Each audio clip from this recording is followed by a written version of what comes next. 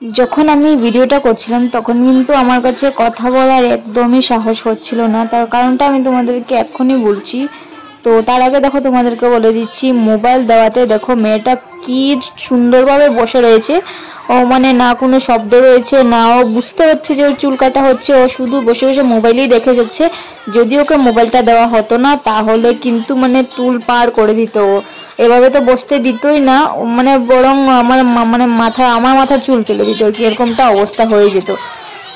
তো দেখো ওর মাথাতে অনেকটাই ঘামাচি হয়েছে, যার জন্য ওর চুলটা কেটে দিতে হচ্ছে। আমি তোমাদেরকে এখনই দেখাবো। এখন কিন্তু গরম একদমই পড়েনি বলতে গেলে পারো, কিন্তু তবুও ওর এক্ষুনি ঘামাচি বেরিয়ে গেছে। এই দেখো ঘামাচি বেরিয়ে গেছে, আর যার জন্য আমাকে এক্সট্রাভাবে ভয়েসটা করতে হচ্ছে আর কি। তার কারণটা হলো, যদি আমি ওই মুহূর্তটাতে কথা বলতাম তাহলে ও মোবাইল ছেড়ে আমার দিকে দেখে নিত, আর আমার দিকে দেখলেই কিন্তু ব্লেড দিয়ে ওর মাথাটা কেটে যেত।